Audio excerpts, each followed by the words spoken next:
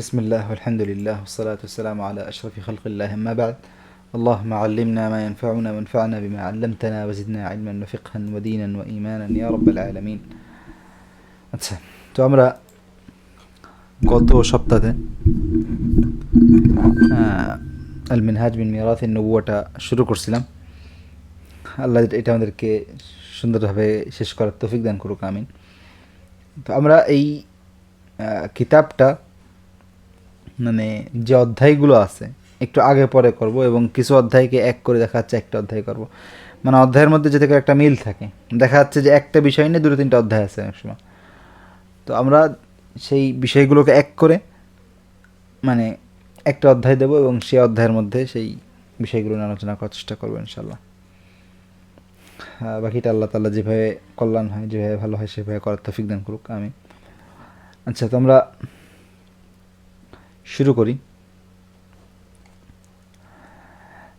এখানে দেখেন প্রথম অধ্যায় আমরা আমার স্ক্রিনতে দেখা যাচ্ছে, তাই না? জি জি দেখা যাচ্ছে। আমাদের এটা যারা রেকর্ড দেখবে তারা হয়তো স্ক্রিনটা দেখবে না, বাকি ইনশাল্লাহ তাদের জন্য আমাদের যে শিটটা তৈরি করতেছি ইনশাল্লাহ এই শিটটা তাদের কাছে যাবে এবং এই শিটটা তারা দেখতে পারবে। আচ্ছা, তো আমরা গতকালকে আমরা প্রথম যে অধ্যায়টি আলোচনা শুরু করছি সেটা হচ্ছে ওয়াহির বৈশিষ্ট্য এবং ওয়াহির প্রতি আমাদের মাসউলিয়াত, আমাদের কর্তব্য। তো প্রথম কথা হচ্ছে যে ওয়াহি আমরা বলছিলাম যে কোরআন সুন্নাহ দুটোই ওয়াহি, তাই না? মানে ওয়াহি হচ্ছে আল্লাহ যেটা বলছে সেটা রাসূলের মাধ্যমে হোক, আল্লাহর পক্ষ থেকে যেই কথাটা আসে, আল্লাহর পক্ষ থেকে যে হুকুমটা আসে সেটা হচ্ছে ওয়াহি। এখন এটা রাসূল বলুক কিংবা সরাসরি আল্লাহ তাআলা কোরআনে বলুক, দুটোই হচ্ছে ওয়াহি। এরপরে আমরা বলছিলাম যে ওয়াহির বৈশিষ্ট্যের মধ্যে আমরা কয়েকটা বৈশিষ্ট্য বলছিলাম যে ওয়াহি হচ্ছে আমাদের সব বিষয়ে ওয়াহি কথা বলে, শুধুমাত্র ইবাদত করতে হবে এরকম না, বরং ওয়াহি আমাদের জীবনের প্রত্যেকটা বিষয় নিয়ে একটা মূল মানে পূর্ণাঙ্গ একটা দর্শন, একটা নির্দেশনা এই ওয়াহি আমাদেরকে দেয়। আচ্ছা, এরপরে আমরা পড়ছি যে ওয়াহি নির্ভুল। তারপরে আমরা পড়ছি ওয়াহি অনেক সম্মানিত। তো এই বিষয়গুলো আমরা পড়ছিলাম। ওয়াহির প্রতি আমাদের কর্তব্য কী কী, প্রথমে আমরা পড়ছি হচ্ছে ওয়াহির কী কী বৈশিষ্ট্য আছে, তারপরে আমরা দেখছি যে ওয়াহির প্রতি আমাদের কর্তব্য কী কী। তো তার মধ্যে একটা হচ্ছে যে ওহিকে আমরা সম্মান করব এবং এই সময়টা হবে সর্বোচ্চ, মানে তাজিম, সর্বোচ্চ তাজিম হবে ওয়াহির জন্য। এরপরে ওয়াহির জন্য আমাদের আরেকটা যে কর্তব্য সেটা হচ্ছে যে এটা লেখা হয়নি এবং হয়তো বলা হয়নি, সেটা তাসদিক, বিশ্বাস করতে হবে। হ্যাঁ, আর আরেকটা হচ্ছে, তৃতীয়টা হচ্ছে তাসলিম, আত্মসমর্পণ করা, মানে ওহি যেটা বলছে সেটাকে চোখ বন্ধ করে মেনে নিতে হবে। আরেকটা হচ্ছে তাহকিম, এটা ওহি যেটা বলছে তারই একটা অংশ, যে ওহিকে বিচারক হিসাবে মানা, ওহি যেটা বলছে সেটা মানবো এবং ওহির কথা যেটা আছে সেটাকে চোখ বন্ধ করে আমরা সব ক্ষেত্রে মানব। আচ্ছা, এরপরে 5 নম্বর অথবা 4 নম্বর যেটা, সেটা হচ্ছে যে ওহিকে অগ্রাধিকার দেওয়া, অর্থাৎ ওহিকে তাকদিম করা, ওহিকে সব কিছুর আগে রাখা। তো এই সবগুলোই আসলে মানে মানে এটা কিছু মূল বিষয়, যেমন তাসদিক করা, আত্মসমর্পণ করা, ওহিকে তাকদিম করা, সব কিছুর আগে ওহিকে রাখা। ঠিক আছে? তো আমাকে শুনতে পাচ্ছেন আব্দুল রকিব ভাই? জি ভাই শুনতে পাচ্ছি। আচ্ছা আচ্ছা, তো আপনার সাউন্ডটা মিউট রাখেন, সমস্যা নেই। তো ওহিকে অগ্রাধিকার দেওয়া, এই বিষয়গুলো নিয়ে আমরা লাস্ট উইকে পড়ছি। এখন আমরা আরও কিছু বিষয় ইনশাল্লাহ দেখব, মানে ওহির আরও কিছু হক, আরও কিছু বিষয় নিয়ে আমরা আল্লাহ তাআলার কাছে সাহায্য চাচ্ছি যে সেগুলো ইনশাল্লাহ আমরা আলোচনা করব।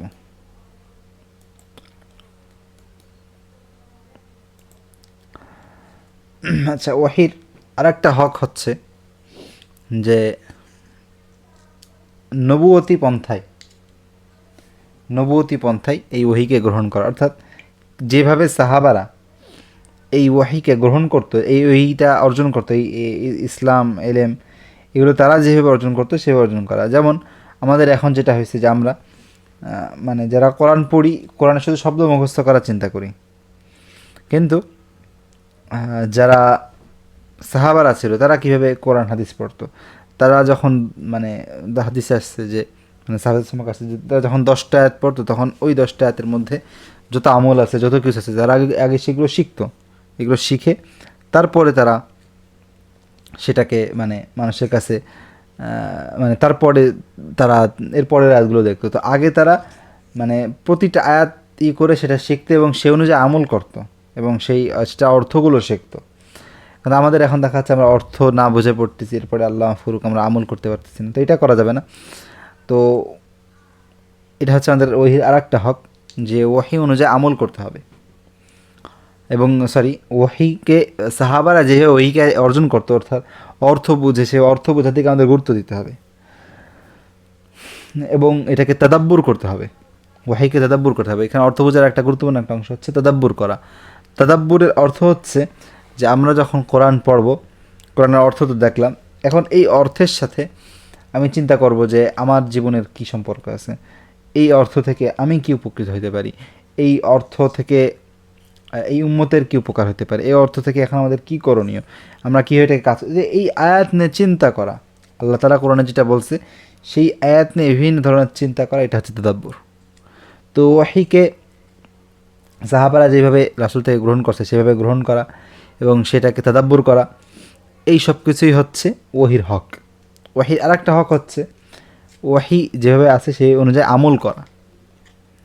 ওয়াহিতে যেটা আছে সেটা মানে আগে তো আমরা অর্থ বুঝলাম, অর্থ বোঝার পরে সে অনুযায়ী আমল করতে হবে এবং এই বিষয়গুলো নিয়ে আমরা ইনশাআল্লাহ সামনে হাদিসে আসবে। আচ্ছা, এরপরে ষষ্ঠ ওয়াহির আর একটা হক হচ্ছে যে ওহির দ্বারা হেদায়েত অর্জন, অর্থাৎ হেদায়েত, আমরা এখন হেদায়েত কী জিনিস, হেদায়েত হচ্ছে সঠিক পথ। সঠিক পথ কিসে আছে, অনেকে বলে যে মানে যারা বিভিন্ন দল করে, যারা বিভিন্ন মাযহাব নিয়ে চিন্তিত, বিভিন্ন বিষয়ে যারা প্রেশানে থাকে, তারা একটা কথা বলে যে আমরা কোনটা জানবো, সত্য কি মিথ্যা, মানে আমরা কী করব, তাই না? এক এক খুঁজে এক এক কথা বলে, এক একজন এক কথা বলে, আমরা কী করব? তো তার জন্য মানে সমাধান হচ্ছে দুটো, মানে দুটো একসাথে করতে হবে। একটা হচ্ছে তার এলেম অর্জন করতে হবে, আরেকটা হচ্ছে তাকে ওয়াহির সাথে তার সম্পর্ক বাড়াতে হবে। ওয়াহি, রাসূলের জীবনী, এই বিষয়গুলো সে পড়ে সে নিজেই ইনশাল্লাহ মানে তার মাইন্ড সেট আপ হয়ে যাবে যে আসলে কীভাবে এই ইসলাম ধর্মটা কাজ করে, কীভাবে আমার ইসলামের সাথে মানে কী শুনবো, এবং তার যে বিভিন্ন প্রশ্ন আছে যে আমি কোনটা করব, কি করব, এই ধরনের প্রশ্ন ইনশাল্লাহ তার থাকবে না যখন সে ওহির দ্বারা সে হেদায়েত নেওয়ার চেষ্টা করবে, ওহির থেকে সে হেদায়েত খুঁজবে। এজন্য হেদায়েত আমরা কোনো ব্যক্তি নির্ভর হব না। অনেকে আছে কি করে যে তার একজন শেখকে জিজ্ঞাসা করে, মানে ঠিক আছে অবশ্যই শেখকে জিজ্ঞাসা করবো, বাকি অনেকে দেখা যাচ্ছে যে কেউ ভুল ভ্রান্ত, তার এক পীর আছে, তার এক কেউ আছে, তো সেই পীরের মধ্যেই মানে তার যে দলটা সেই দলের মধ্যেই সে ঘোরে এবং সে মনে করে যে আমার এই দলটাই সত্য বলতে পারবে, এর বাইরে কেউ বলতে পারবে না। আর এই জন্য সে এর বাইরে মানে ওহি পড়ে না, ওহির দিকে তাকায় না, সে দেখে যে তার যেই ব্যক্তিরা আছে তারা কি বলতেছে। কিন্তু আমরা অবশ্যই আলেম আমাদেরকে মানবো, অবশ্যই আমাদের যারা মানে আমাদের গ্রুপের যারা বড় ব্যক্তিরা আছে, কারণ জানি না, তাদের থেকে ফায়দা নেবো, শুনবো, ঠিক আছে। বাকি আমার সাথেও ওয়াহির একটা সম্পর্ক তৈরি হতে হবে, আমার সাথেও ওয়াহির একটা সম্পর্ক তৈরি হতে হবে যে আসলে আমি নিজে দেখি ওয়াহি কী বলতেছে, আমাকে কী করতে বলতেছে, এবং সেই অনুযায়ী আমাকেও মানে সেই হেদায়েতটা আমাকে বুঝতে হবে। এবং কোরআনের এই হেদায়েত, এটা কোনো হেদায়েত তাফসিলিয়া না, অর্থাৎ হেদায়েত দুই ধরনের। একটা হচ্ছে মৌলিক হেদায়েত, যেই হেদায়েত না থাকলে মানুষ জান্নাত জাহান্নামের প্রশ্ন চলে আসে। আর একটা হেদায়েত হচ্ছে যে আপনি সূক্ষ্ম সূক্ষ্ম মাসালাতে আপনি সঠিকটা জানতে পারবেন, যেমন আপনার নামাজের মধ্যে হাত উঠাবেন না কি উঠাবেন না, মানে ছোটোখাটো মাসালা যেগুলো নিয়ে মানে কোনো মানে সমস্যা নেই, আপনি উঠান না উঠান কারো কাছে নামাজের কোনো সমস্যা হবে না, কোনটা উচিত অনুচিত এইটা নিয়ে শুধু একটু গণ্ডগোল, তো এই নিয়ে মারামারি করে লাভ নেই।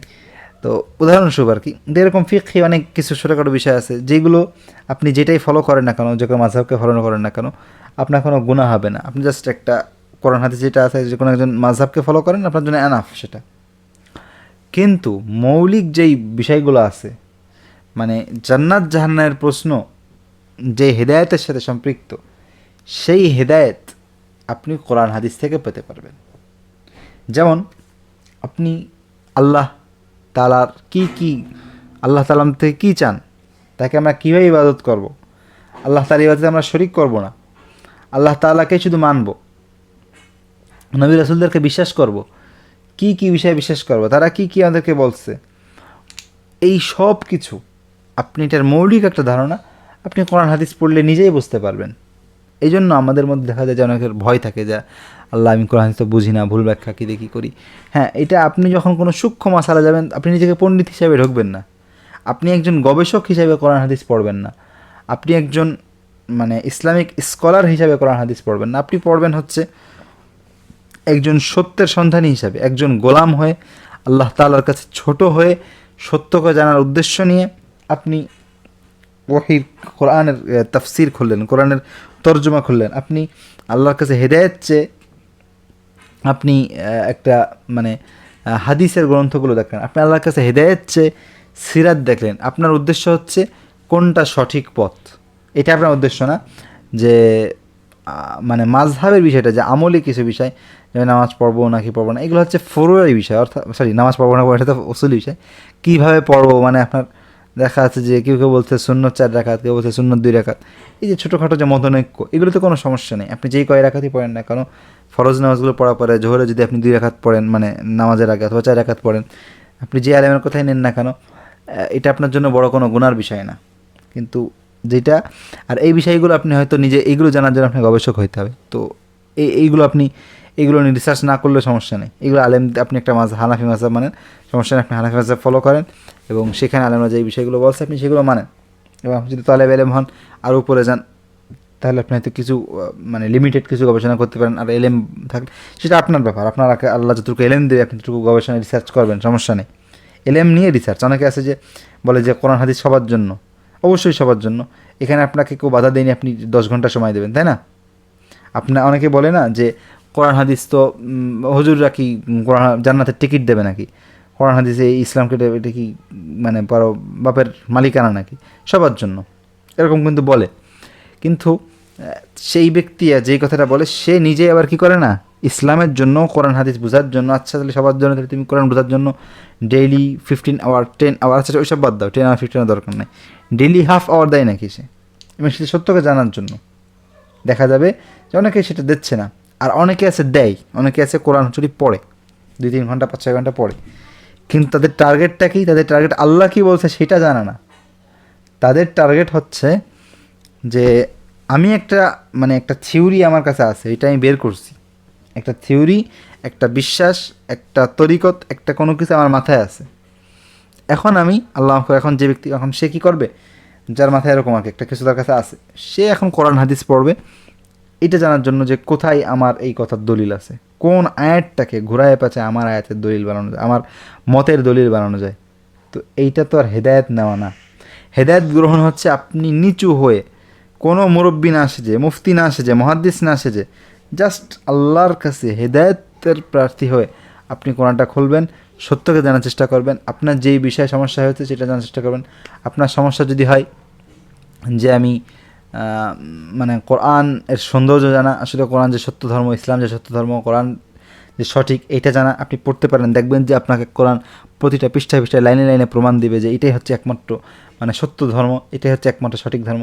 আপনার যদি সমস্যা হয় যে আমি এখন পলিটিক্যাল প্রবলেম, যে আমি এখন কি করব, কোন দল কী দেখি, কোরআন পড়েন, সব কিছু পাবেন। আপনার যদি এখন প্রবলেম হয়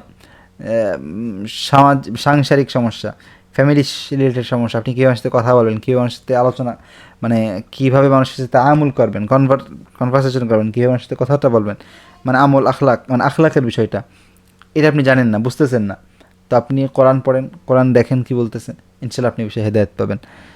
তো এরকম প্রতিটি বিষয়, আপনার একটা কোনো একটা বিষয়, কোনো একটা মাসালা, মানে কোনো একটা আকিদাগত একটা বিষয় আপনার কাছে আসছে যেটা আপনি মানে বুঝতেছেন না, তো আপনি কোরআন পড়েন, হাদিস পড়েন, ইনশাল্লাহ সেই জিনিসটার আপনি অ্যান্সার পাবেন, সেটা যদি মৌলিক কোনো বিষয় হয়।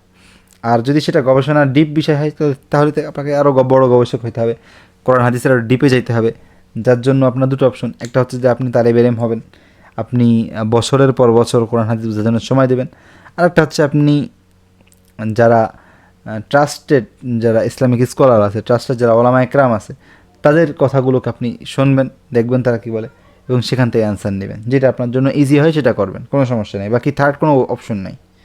একটা অপশন হচ্ছে যে আপনি এলএম অর্জন করে মানে ডিপ কোনো বিষয়ে প্রবলেম হলে সেটা solution only two way, only মানে দুটো ওয়ে আছে, দুটো ওয়েতে, দুটো পন্থায় আপনি এটার কী করতে পারবেন, সমাধান করতে পারবেন। একটা হচ্ছে যে আপনি কোনো একজন ট্রাস্টেড, একজন বিশ্বস্ত একজন আলেমের কাছে যাবেন, একজন আলেমের মতামত অনলাইনে সার্চ দিয়ে দেখতে পারেন।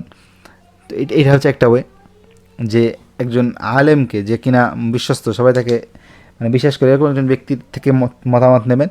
আর একটা হচ্ছে নিজে রিসার্চ করে, গবেষণা করে, গোপন বিষয়ে আপনি মানে তালেব এলেম হয়ে আপনি সে বিষয় জানবেন। কিন্তু আপনি ইসলামিক কোনো ডিপ বিষয় নিজের থেকে, সেইটা আমার মনে হয়, এটা আমার মনে হয়, আসলে আমার এটা মনে হয়, আসলে আমি যেটা গবেষণা করে দেখছি, এই কথা আপনার বলার অধিকার নেই, আমারও বলার অধিকার নেই। আমরা যখন আলেম হব তখন এই কথাটা বলতে পারবো। তো আমরা যেই কারণে এইগুলো বলতেছি সেটা হচ্ছে যে হেদায়েত নেওয়া কোরআন থেকে, মানে কোরআনের একটা মানে হক হচ্ছে যে কোরআন থেকে আমরা হেদায়েত নেব।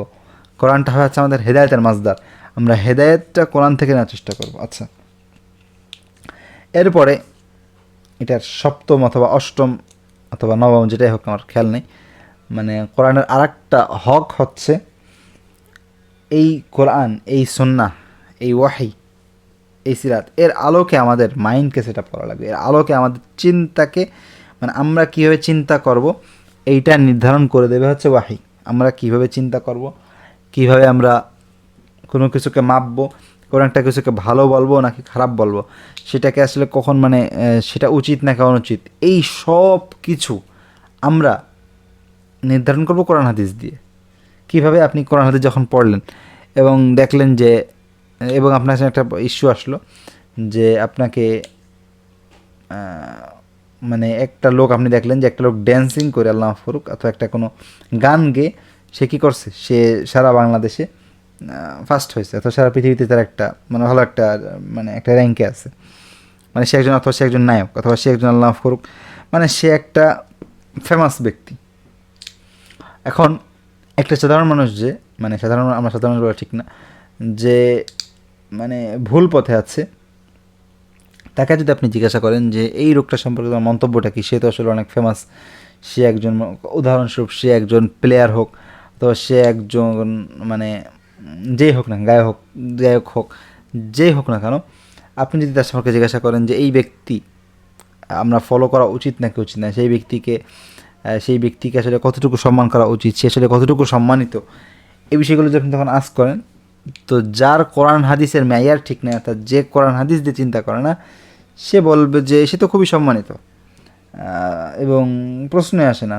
তাকে দেখলে তার সাথে একটা সেলফি তুলতে মন যাবে, তাকে খুব শ্রদ্ধা হবে, যতই হোক, অনেকে বলবে যে যাই হোক সে তো করে দেখাইছে কিছু, পারলে তুমিও কিছু করে দেখাও, এরকম অনেক কথা মানে অনেকে বলে।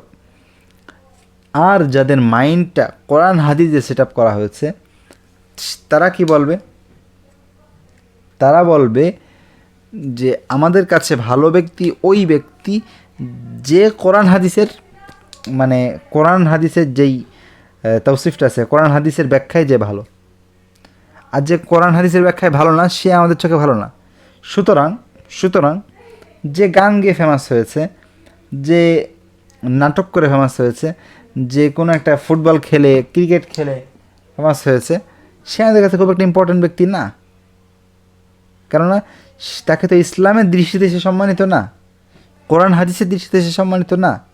এই যে মনে করেন যে আল্লাহ মাফ করুক, আমাদের বিভিন্ন যেই দলগুলো আছে, খেলার দল, বিভিন্ন এই নাম বলাও মানে এরা এতটুকু সম্মান রাখে না যাদের নাম বলবো, তো বিভিন্ন দেশ আছে, তো এই দেশের পক্ষে যে একটা আসাবিয়া হয় মানুষ, যে তাদের বিভিন্ন খেলোয়াড়দেরকে, না ওই খেলোয়াড়টা আমি সাপোর্ট করি কারণ ও বেশি খেলতে পারে, এই মাইন্ডটা, এইটা হচ্ছে একদম ফুললি মানে রং মাইন্ডটা।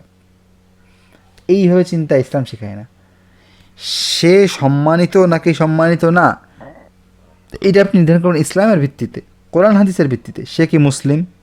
সে যদি অমুসলিম হয় তাহলে মানে তাকে আপনি সত্যিকারের সম্মানটা দিতে পারবেন না। হ্যাঁ, তাকে আপনি সে একজন নেতা, তো আপনি একজন নেতা হিসেবে তাকে সম্মান দেখালেন, সেটা ভিন্ন কথা।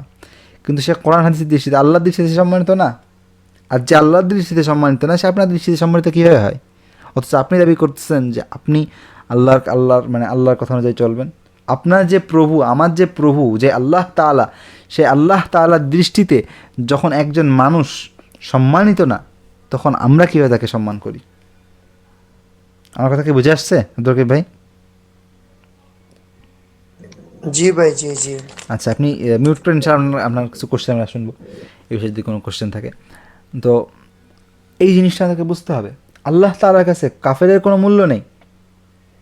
এমনকি আল্লাহ তাআলা এই কথাও বলতেছে যে যদি আল্লাহর কাছে এই দুনিয়ার একটা হাদিসটা শুনবেন, এই দুনিয়ার মূল্য একটা মাছির অথবা একটা মশার ডানার মতো হতো, তাহলে আল্লাহ একজন কাফেরকে লামা সাকা মিনহা কাফেরা শারবাতাম, মানে একজন কাফেরকে এক গ্লাস পানি অথবা একটা চুমুক পানিও দিতেন না। একটা মানে এই দুনিয়ার দামটা কতটুকু, তার মানে কি হচ্ছে? তার মানে হচ্ছে যে এই দুনিয়ার দামও, মানে এই দুনিয়ার দাম ওই একটা মশার মতনও না, তেমনিভাবে একজন কাফেরের দাম তো ওই মশার থেকেও কম। যদি এই পুরা দুনিয়ার দাম মশার ডানার থেকে কম হয়, তাহলে এই দুনিয়ার মধ্যে কোথায় কোনো একটা কীটপতঙ্গ, একটা কাফের, তার মর্যাদা কেমন আল্লাহর কাছে হয়? আর যার মর্যাদা আল্লাহর কাছে একটা মশা মাছির থেকেও কম, আপনি কিভাবে তাকে রেসপেক্ট করেন? হ্যাঁ, আমাদেরকে অবশ্যই রেসপেক্ট করাটা ভিন্ন জিনিস। এটা মানে এটা না যে আপনি একজন কাফেরকে দেখলেন যে আচ্ছা, না না না, এটা ইসলাম শেখাচ্ছে না। হসনুল খুলুক আপনাকে শিখেছে ইসলাম। আপনাকে ইসলাম বড়োদেরকে সম্মান করতে শিখিয়েছে, যদি আপনার থেকে বয়সে বড় হয়। আপনার থেকে বয়সে ছোটো হলে তাকে আদর যত্ন করা শিখিয়েছে। আপনাকে ইসলাম অমুসলিম হোক মুসলিম হোক তার প্রতি ইহসান করা শিখিয়েছে। لا ينهاكم الله عن الذين لم يقاتلوكم في الدين ولم يخرجوكم من دياركم أن تبروهم وتقسطوا إليهم।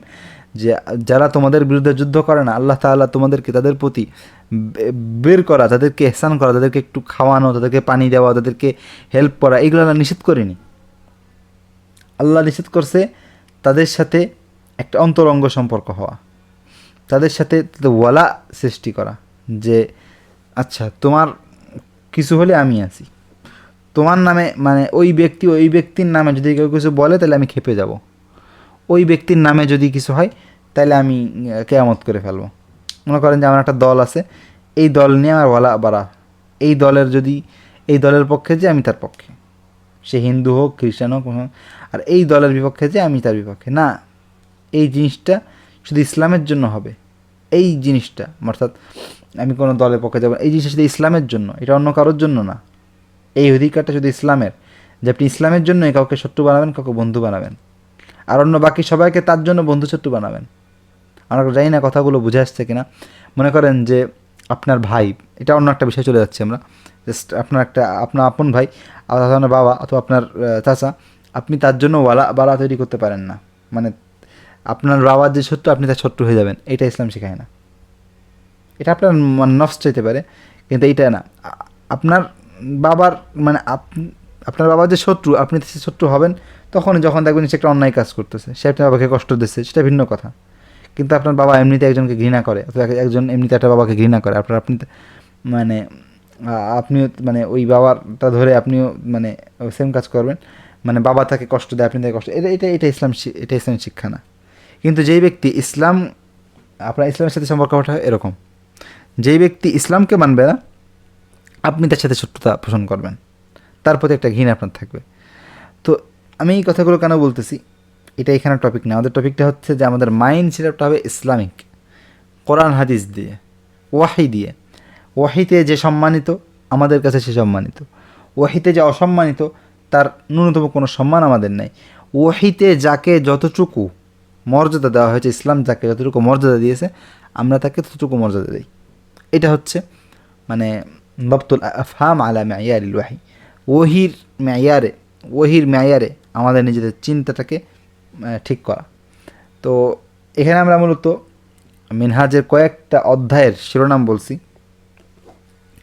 এবং এর মধ্যে মানে ওহির প্রতি আমাদের কয়েকটা কর্তব্য আমরা বলে ফেলছি। তো এই বিষয়গুলো মাথায় থাকবে, এবং সামনের দিনগুলোতে ইনশাল্লাহ আমরা মানে যেটা করব সেটা হচ্ছে যে এই যে এত কিছু বললাম এই গত ক্লাসে, এই ক্লাসে এইগুলোর আয়াত, এই রিলেটেড বিভিন্ন আয়াত ও হাদিস আমরা পড়ব, এবং সেগুলো থেকে মানে সত্যকে বোঝার চেষ্টা করব।